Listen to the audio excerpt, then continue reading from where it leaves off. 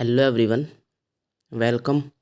Now we will study the subject Radiation Physics of DRT Part First. जैसा कि आपको पता है, रेडिएशन फिजिक्स में अपना टॉपिक चल रहा था electricity and magnetism. Electricity and magnetism के अंदर लास्ट लेक्चर में हमने कई टॉपिक्स के बारे में डिस्कस किया था। लास्ट लेक्चर का अपना जो मेन टॉपिक था वो था कैपेसिटेंस एंड कैपेसिटर। ठीक है, कैपेसिटेंस के बारे में अपन ने डिस्कस किया था, कैपेसिटर के बारे में डिस्कस किया था। तो एक बार उसका शॉर्ट रिवीजन कर लेते हैं, देन अपन आगे के टॉपिक्स डिस्कस करेंगे। ठीक है, सबसे पहले अपन बात करते हैं कि कैपेसिटेंस होता क्या है। किसी भी कंडक्टर की ऐसी प्रॉपर्टी या फिर कंडक्टर की वो प्रॉपर्टी जिसके कारण वो चार्ज को स्टोर करे। ठीक है, अगर दूसरे वर्ड्स में अपन बात करें तो स्टोर को चार्ज करने की जो प्रॉपर्टी है कंडक्टर की, वही क्या कहलाती है? कैपेसिटेंस कहलाती है। ठीक है, कैपेसिटेंस का अपन ने एक फॉर्मूला पढ़ा था, C = Q/V। ठीक है, इसकी यूनिट अपन ने फराडे पढ़ी थी, 1 फराडे के बारे में अपन ने डिस्कस किया था। देन अपन ने बात की थी कैपेसिटर की। ठीक है, कैपेसिटर क्या होता है? वो डिवाइस जो चार्ज को स्टोर करे, ठीक है, और या फिर किसी कंडक्टर के कैपेसिटेंस को इंक्रीज करे, वो डिवाइस क्या कहलाती है? कैपेसिटर कहलाती है। कैपेसिटर का अपन ने कंस्ट्रक्शन पढ़ा था, वर्किंग प्रिंसिपल पढ़ा था। कंस्ट्रक्शन के अंदर देखा था अपन ने कि 2 प्लेट्स हैं। ठीक है, एक प्लेट ए थी, एक बी थी, एक चार्ज्ड है, एक अर्थड है। ठीक है, डायग्राम के अंदर अपन ने अच्छे से इस चीज़ को डिस्कस किया था। वर्किंग प्रिंसिपल इसका मेन जो था वो था आपका इलेक्ट्रोस्टैटिक इंडक्शन। अब इलेक्ट्रोस्टैटिक इंडक्शन क्या होता है, ये जस्ट अपन ने कैपेसिटेंस के पहले डिस्कस किया था। ठीक है, इलेक्ट्रोस्टैटिक इंडक्शन में क्या होता है, अपन एक बॉडी से दूसरी बॉडी को चार्ज्ड करते हैं। ठीक है, आपके पास एक बॉडी तो चार्ज्ड होती है और एक अनचार्ज होती है। आप चार्ज्ड बॉडी की सहायता से अनचार्ज्ड बॉडी को चार्ज करते हो। ठीक है, ये जो घटनाक्रम है, ये जो फिनोमिना है, यही क्या कहलाता है? आपका इलेक्ट्रोस्टैटिक इंडक्शन कहलाता है। और इसी फिनोमिना और इसी घटनाक्रम के बेस पे आपका कैपेसिटर वर्क करता है। ठीक है, जिसके अंदर आपकी 2 प्लेट्स थी, एक जिसका चार्ज अपन ने नेगेटिव लिया था, बी थी जिसके ऊपर पॉजिटिव चार्ज इंड्यूस होता है, प्रोड्यूस होता है, किसके कारण? इलेक्ट्रोस्टैटिक इंडक्शन के कारण। इन दोनों प्लेट्स के बीच में एक इंसुलेटिंग मटेरियल फिलअप होता है जिसको अपन डाई इलेक्ट्रिक मीडियम बोलते हैं। बी प्लेट जो होती है वो आपकी अर्थड होती है। ठीक है, अब क्या करती है कि बी प्लेट ए के नेगेटिव पोटेंशियल को कभी कम करती है, कभी इंक्रीज करती है। जो भी प्रोसेस थी अपन ने कैपेसिटेंस के अंदर डिस्कस कर ली थी। ठीक है, अब अपन बात करते हैं कि ये जो कैपेसिटर्स है, जैसा कि अपन ने इलेक्ट्रिसिटी के अंदर आप रेजिस्टेंस के बारे में पढ़ते हो, रेजिस्टर के बारे में पढ़ते हो, प्रतिरोध के बारे में पढ़ते हो, सेम यहाँ पे आप कैपेसिटर्स को जब किसी भी सर्किट में कनेक्टेड करते हो या फिर कनेक्ट करते हो तो आपके पास 2 कॉम्बिनेशन आते हैं यहाँ पे। ठीक है, उन कॉम्बिनेशंस के बारे में आज अपन डिस्कस करेंगे। ठीक है, कि कौन कौन से कॉम्बिनेशन होते हैं और उन कॉम्बिनेशन में इनका टोटल कैपेसिटेंस क्या होता है। इन सब के बारे में आज का जो अपना लेक्चर है, मेनली जो अपना आज का लेक्चर है उसकी हेडिंग है कॉम्बिनेशन ऑफ द कैपेसिटर। ठीक है, now we will discuss about the combination of the capacitor. Combination of capacitor क्या होता है? मेनली आपके जो कैपेसिटर है, जो आपके डिवाइस है जिसको आप कैपेसिटर बोल रहे हो, जब आप उसको किसी भी सर्किट में कनेक्ट करते हो तो किस कॉम्बिनेशन में आपने उसको कनेक्ट किया है।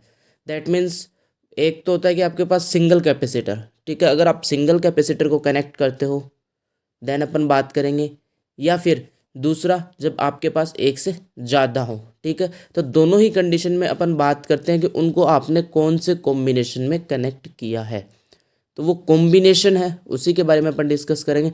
देर are mainly 2 types of combination. Mainly 2 प्रकार के कॉम्बिनेशन ही पाए जाते हैं, आर फाउंड्स इन कैपेसिटर। ठीक है, फर्स्ट कॉम्बिनेशन है जिसका नाम है आपका सीरीज कॉम्बिनेशन, हिंदी में इसे बोलते हैं श्रेणी क्रम। ठीक है, दूसरा आता है आपका पैरेलल कॉम्बिनेशन, इसे हिंदी में बोलते हैं समांतर क्रम।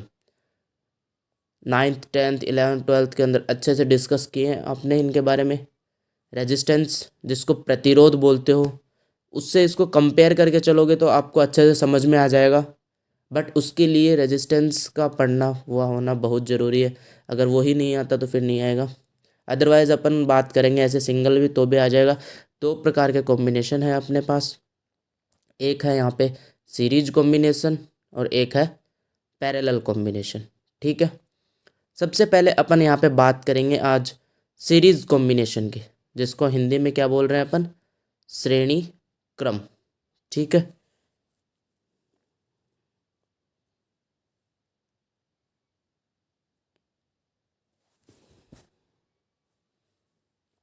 जैसा कि आप देख सकते हो अपना टॉपिक स्टार्ट हो रहा है 7.1 सीरीज कॉम्बिनेशन। ठीक है, अब श्रेणी क्रम में क्या होगा, ऑब्वियस सी बात है कि एक या एक से ज़्यादा कैपेसिटर जब श्रेणी क्रम में जुड़े हों तो वो कॉम्बिनेशन कैसा कॉम्बिनेशन कहलाता है, सीरीज कॉम्बिनेशन कहलाता है। जैसा कि आप यहाँ पे देख सकते हो, the combination of capacitors in which all the capacitors are connected in series. Capacitors का वह कॉम्बिनेशन जिसके अंदर सारे के सारे कैपेसिटर सीरीज में जुड़े हों। ठीक है, cold series combination of the capacitor, उसे सीरीज कॉम्बिनेशन कहा जाता है। ठीक है, तो सिंपल सा है अपना series combination, the combination of capacitors in which all the capacitors are connected in series called series combination.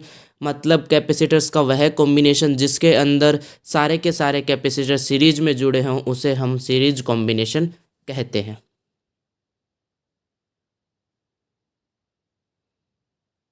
जैसा कि आप डायग्राम के थ्रू भी समझ सकते हो कि कैसे अपन ने तीन capacitor C1 C2 and C3, इनको अपन ने नेम दे दिया है। यहाँ पे फर्स्ट कैपेसिटर को C1 बोला है, सेकंड कैपेसिटर को अपन ने C2 बोला है और थर्ड कैपेसिटर को C3 बोला है। ठीक है, तीनों कैपेसिटर्स को अपन ने किस तरीके से कनेक्ट किया है, एक सीरीज कॉम्बिनेशन के अंदर अपन ने इनको कनेक्ट किया है। टोटल पोटेंशियल जो इन पे अपन ने अप्लाई किया है उसकी वैल्यू आपको यहाँ पे दिखाई दे रही है V। ठीक है, जैसा कि आप जानते हो जब आप कोई भी डिवाइस इंस्ट्रूमेंट सीरीज कॉम्बिनेशन में कनेक्ट करते हो तब जो आपका पोटेंशियल डिफरेंस है वो डिवाइड होता है वहाँ पे। ठीक है, तो जैसा कि यहाँ पे भी आपके तीनों कैपेसिटर सीरीज कॉम्बिनेशन में है तो यहाँ पे पोटेंशियल डिफरेंस डिवाइड होगा। ठीक है, C1 जो कैपेसिटर है वहाँ पे अपन ने सपोज किया है कि जो आपका पोटेंशियल डिफरेंस है वो कितना है, V1 है। C2 पे V2 है और जो आपका लास्ट एंड थर्ड कैपेसिटर है जिसका नाम आपने C3 रखा है वहाँ पे आपका पोटेंशियल डिफरेंस कितना आ रहा है, V3 आ रहा है। तो ये तो बात हुई अपने एक नॉर्मल डायग्राम की जिसमें अपन ने कैपेसिटर के सीरीज कॉम्बिनेशन को दर्शाया है। ठीक है,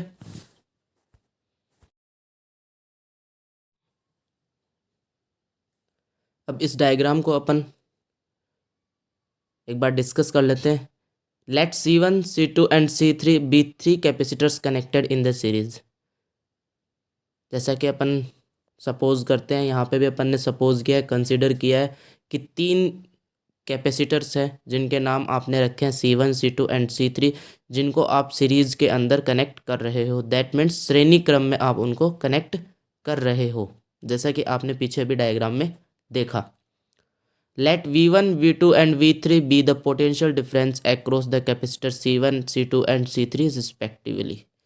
ये चीज़ अपन पीछे भी डिस्कस कर चुके हैं, एक बार दोबारा से आपको बता देता हूँ कि टोटल जो पोटेंशियल डिफरेंस था वो आपका V था और जब आप श्रेणी क्रम में कोई भी डिवाइस या फिर कोई भी इंस्ट्रूमेंट कनेक्ट करते हो तो वहाँ पे आपका पोटेंशियल डिफरेंस डिवाइड हो जाता है।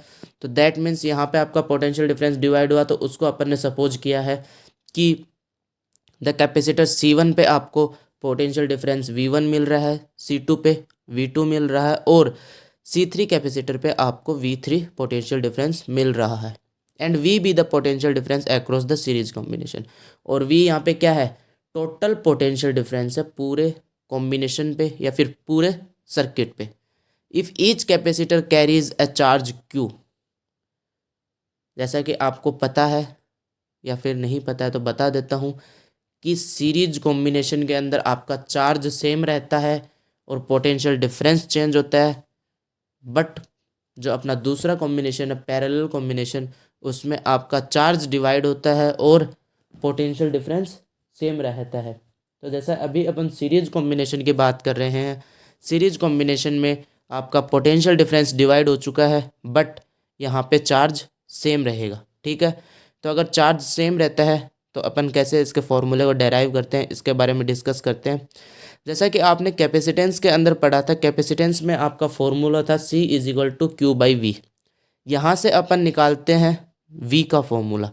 यहाँ से जब आप V का फॉर्मूला निकालते हो तो आपके पास आता है V is equal to Q by C. इसको आपने नेम दे दिया इक्वेशन फर्स्ट।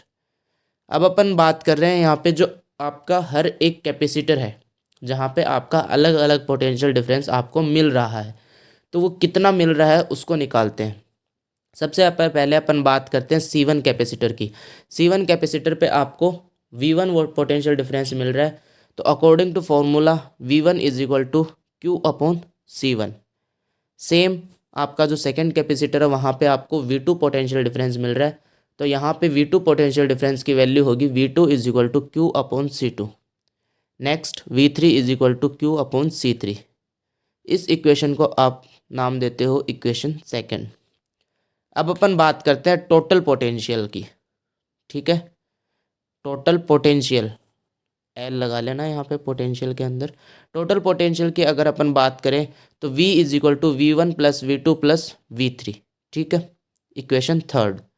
अब अपन इक्वेशन सेकंड और इक्वेशन थर्ड को जब समराइज करते हैं या फिर इनको सम करते हैं या फिर इनमें एक दूसरे की वैल्यू पुटअप करते हैं, तो अपने पास नेक्स्ट इक्वेशन आती है V is equal to Q upon C1 plus Q upon C2 plus Q upon C3। ठीक है, मतलब आपने इक्वेशन थर्ड के अंदर V1 plus V2 plus V3 की वैल्यू इक्वेशन सेकंड से पुटअप कर दी है। आया समझ में यहाँ तक आपको डेरिवेशन? नेक्स्ट,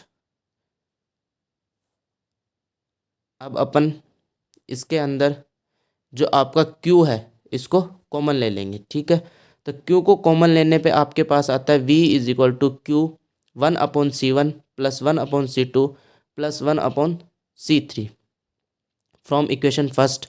आपकी इक्वेशन फर्स्ट में आपने V की वैल्यू निकाली थी Q बाई सी, तो वहाँ से आप V की जगह पे Q बाई सी पुट अप करते हो, तो आपके पास इक्वेशन आती है Q upon C is equal to Q bracket में 1/C1 plus 1/C2 plus 1/C3।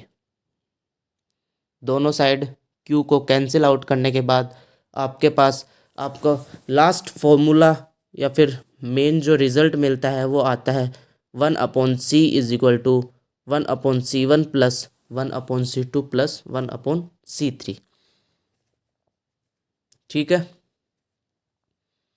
तो ये आपको मिलता है यहाँ पे total capacitance of the circuit या फिर कॉम्बिनेशन में टोटल कितना कैपेसिटेंस आया। ठीक है, डेरिवेशन सिंपल है।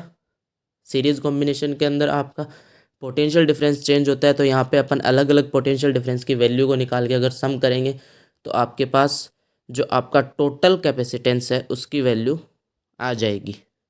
ठीक है,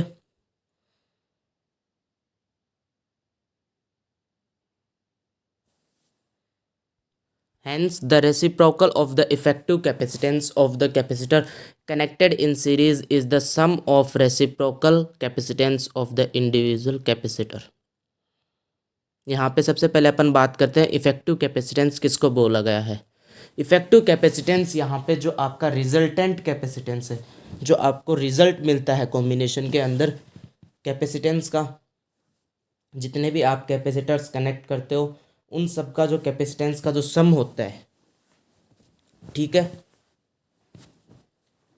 या फिर अपन बात करें रिजल्टेंट कैपेसिटेंस की, तो उसी को अपन क्या बोलते हैं, इफेक्टिव कैपेसिटेंस बोलते हैं।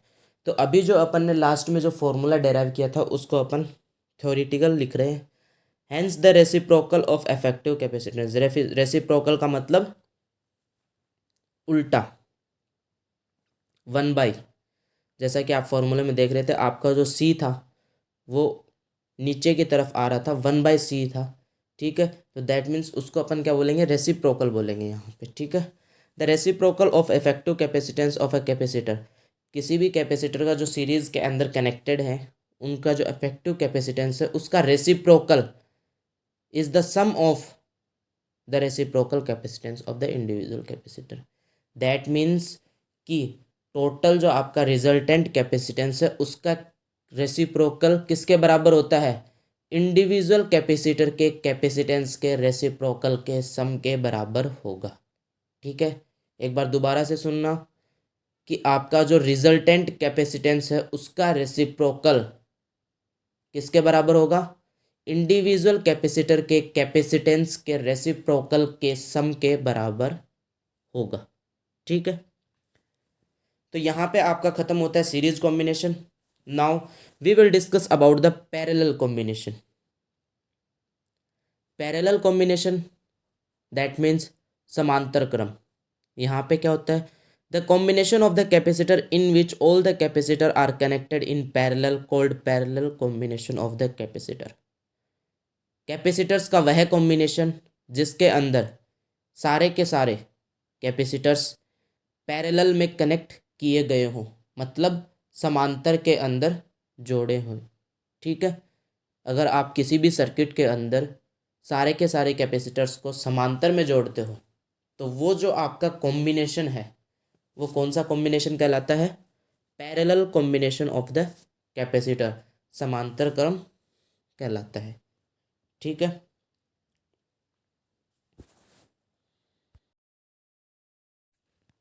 जैसा कि आप यहाँ पे डायग्राम में भी देख सकते हो कि आपके पास 3 कैपेसिटर थे, C1 C2 एंड C3, जिनको आपने पैरेलल कॉम्बिनेशन दैट मीन्स समांतर क्रम में यहाँ पे जोड़ा है।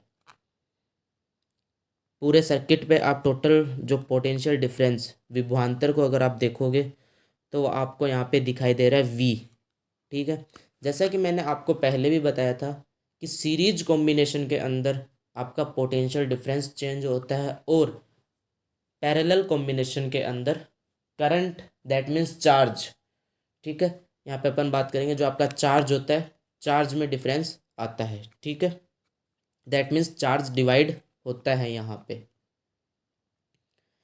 अब अपन बात करेंगे यहाँ पे 3 आपके कैपेसिटर है, C1 C2 एंड C3। तो तीनों कैपेसिटर पे आपका क्या क्या चार्ज रहेगा, जैसा कि अपन ने यहाँ पे कंसिडर किया है, सपोज किया है, माना है कि C1 कैपेसिटर पे आपका चार्ज मिलता है Q1, C2 कैपेसिटर पे आपको चार्ज मिलता है Q2 और C3 कैपेसिटर पे आपको चार्ज मिल रहा है Q3। और पूरे सर्किट पे आपको जो टोटल पोटेंशियल डिफरेंस मिल रहा है उसकी वैल्यू है V। तो ये आप यहाँ पे डायग्राम के थ्रू समझ सकते हो कि किस तरीके से 3 कैपेसिटर्स को हमने पैरेलल कॉम्बिनेशन के अंदर कंबाइन किया है या फिर कनेक्ट किया है। ठीक है, जैसा कि लास्ट अपन ने सीरीज कॉम्बिनेशन में पढ़ा था, अब हम इसके जो आपका डायग्राम है, जो अपन ने डायग्राम बनाया है, इसका थ्योरेटिकल डिस्क्रिप्शन कर लेते हैं थोड़ा सा। तो बात करते हैं अपन अभी इसकी थ्योरी की। Let C1 C2 and C3 be the capacitors connected in parallel. 3 capacitor लिए हैं अपन ने जिनको अपन ने माना है C1 C2 एंड C3, जिनको अपन पैरेलल में कनेक्ट कर रहे हैं, समांतर में जोड़ रहे हैं।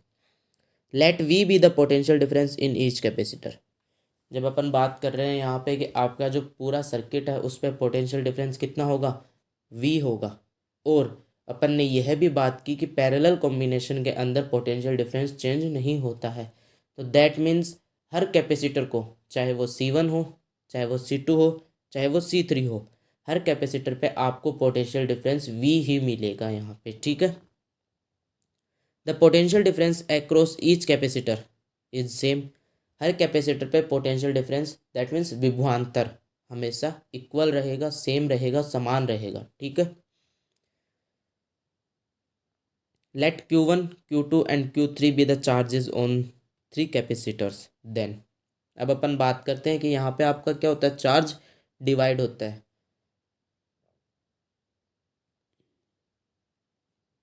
जैसा कि आप देख सकते हो C1 पे आपको चार्ज मिल रहा है यहाँ पे Q1, C2 कैपेसिटर पे आपको चार्ज मिल रहा है Q2 और C3 कैपेसिटर पे आपको चार्ज मिल रहा है Q3। अगर ये सब आपको चार्जेस अलग अलग कैपेसिटर्स पे प्रोवाइड हो रहे हैं तब अपन बात करेंगे कि आपका टोटल कैपेसिटेंस कितना आपको मिलेगा। दैट मीन्स जो आपका होल सर्किट है, जो कंप्लीट सर्किट है, उस पे आपको कितना कैपेसिटेंस प्रोवाइड होगा। इसका अब अपन जो आपका मैथमेटिकल डेरिवेशन डेराइव करते हैं वो डेराइव करेंगे। ठीक है,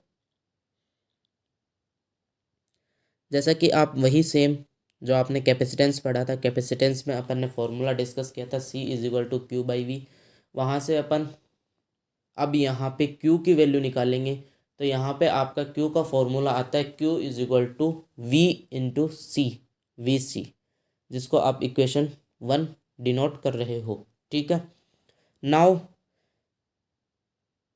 जो आपका सीरीज कॉम्बिनेशन था वहाँ पे आपका पोटेंशियल डिफरेंस चेंज हुआ था तो आपने पोटेंशियल डिफरेंस की वैल्यू निकाली थी। पैरेलल कॉम्बिनेशन के अंदर आपका चार्ज डिवाइड हो रहा है, चार्ज डिफरेंशिएट हो रहा है, तो यहाँ पे अपन चार्ज की वैल्यू निकालेंगे हर एक कैपेसिटर पे।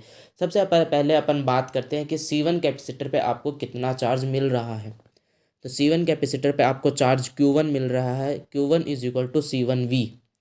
सिमिलरली C2 कैपेसिटर पे मिलेगा Q2=C2V एंड C3 कैपेसिटर पे मिलेगा आपको Q3=C3V।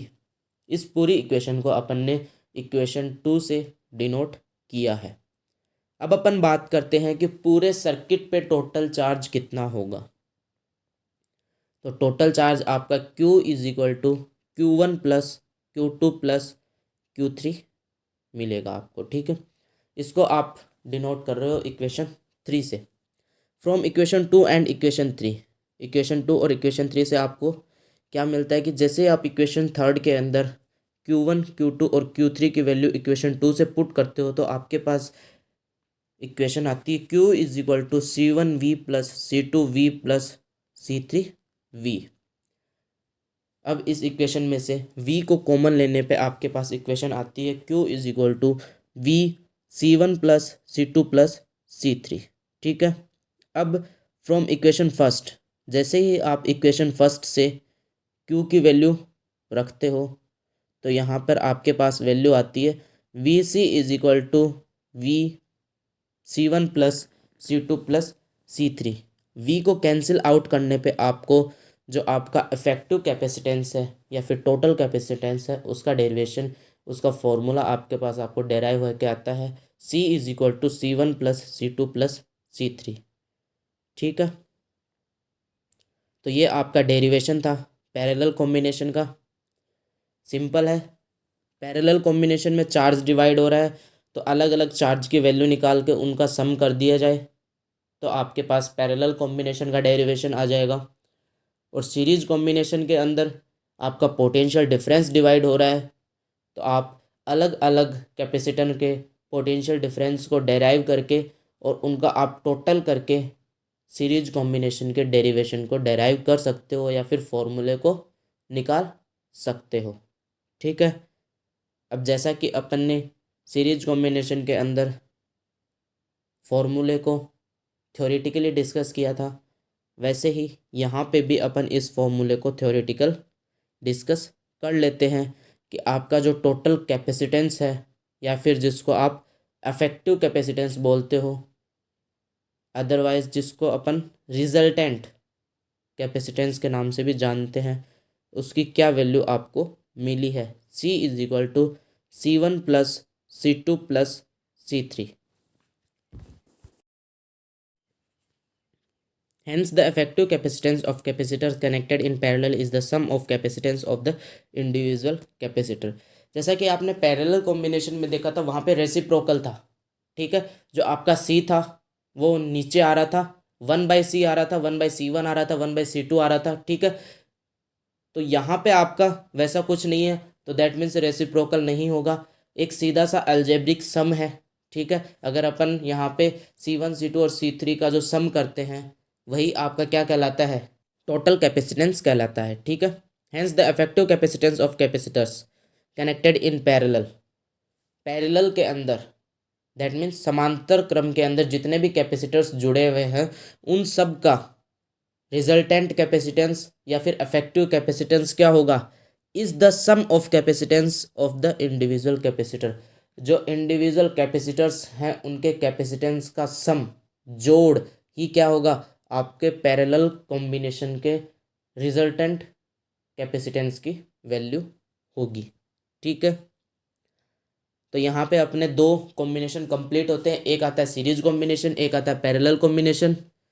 वैसे देखा जाए तो ये दोनों कॉम्बिनेशन रेजिस्टेंस के जो कॉम्बिनेशन होता है उसके जस्ट विपरीत हैं, जस्ट उल्टे हैं। रेजिस्टेंस में जो आपकी वैल्यू आपको सीरीज में मिलती है वो यहाँ पे पैरेलल में मिल रही है, और जो वहाँ पे आपको पैरेलल में मिलती है वो यहाँ पे आपको सीरीज में मिल रही है। बट वो अभी अपन आगे टॉपिक डिस्कस करेंगे रेजिस्टेंस का भी, तब अपन अच्छे से डिस्कस कर लेंगे।